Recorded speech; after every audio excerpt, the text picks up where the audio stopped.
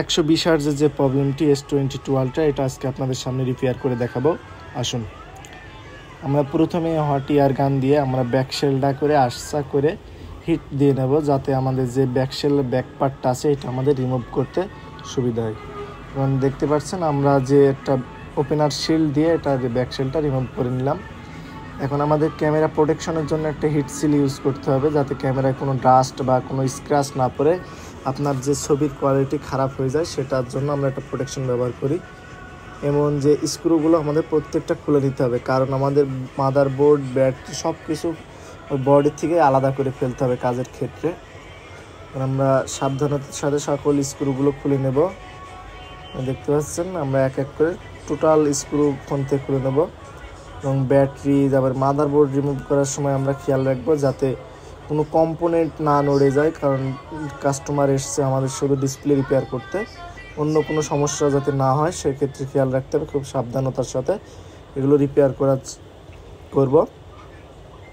এখন ডিসপ্লেটা দেখতে পাচ্ছেন সম্পূর্ণ আলাদা হয়ে গেছে। এখন আমরা কাজের সুবিধার্থে এটা খুলে নেব।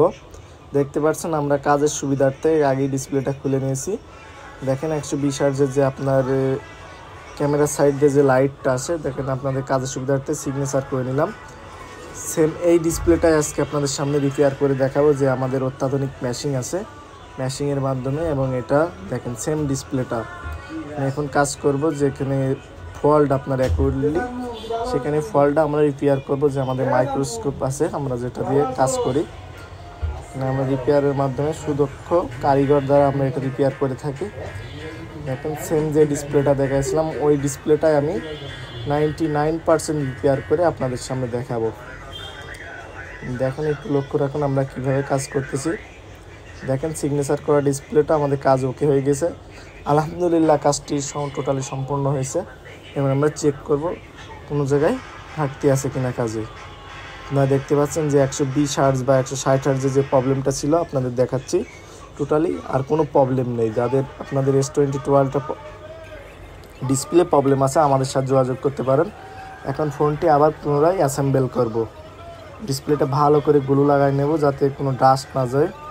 যে আপনাদের যে বডিটা ছিল অরিজিনাল বডি, আগে থেকে গ্লু রিমুভ করে রেখেছি, সাইডে যাতে কোনো গাম টাম না যায় সেভাবে আমরা ফিটিং করব। আপনার হুবহু অরিজিনালের মতো আপনার যে ফোন খোলা হয়েছে এটা বোঝা যাবে না, সেভাবে ফিটিং করব, কারণ আমরা প্রোটেকশনের সাথে কাজগুলো করে থাকি। ক্যামেরায় যাতে কোনো প্রকার ধুলাবালি না পড়ে সেভাবে পরিষ্কার করে এবং ক্লিন করে এক এক করে যে ফ্ল্যাক্স রিবনগুলো দেখছেন, এই রিবনগুলো লাগিয়ে নেব, যাতে সকল কানেকশন ঠিকঠাক পাই সেভাবে সেদিকে লক্ষ্য রাখতে হবে। ক্যামেরা, তারপরে এন্টিনা, আপনার ওয়্যারলেস প্যাড, পুনরায় আবার আগের মতো যে স্ক্রুগুলো খুলছিলাম স্ক্রুগুলো আবার টাইট দিয়ে সুন্দরভাবে টাইট দেবো, যাতে বেশি কম বেশি না হয়, একটা পরিমাপ মতো স্ক্রুগুলো আমাদের টাইট দিতে হবে, কারণ পরবর্তী যাতে কেউ ফোনটা খোলে যাতে খারাপ বা কাজ খারাপ করেছে এমন কিছু না বলতে পারে। এবং আমাদের কাজ বাংলাদেশের ডিসপ্লে রিপেয়ারে আমরাই হলো গিয়ে সর্বোচ্চ টেকনোলজি নিয়ে আসি। আপনার যেগুলো ফ্ল্যাক্স রিবন্ডিং বলেন, ফ্ল্যাক্স চেঞ্জ বলেন, এগুলো আমরা করে থাকি। এখন পুনরায় আবার ব্যাক পার্টে যে গাম দিয়ে আমরা ব্যাকশেলটি আবার লাগিয়ে দেব।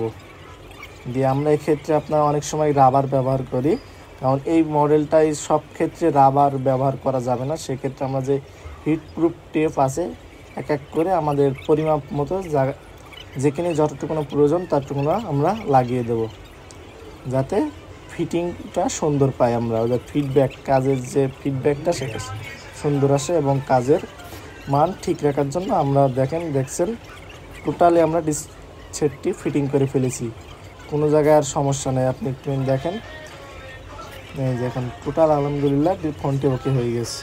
Thank you.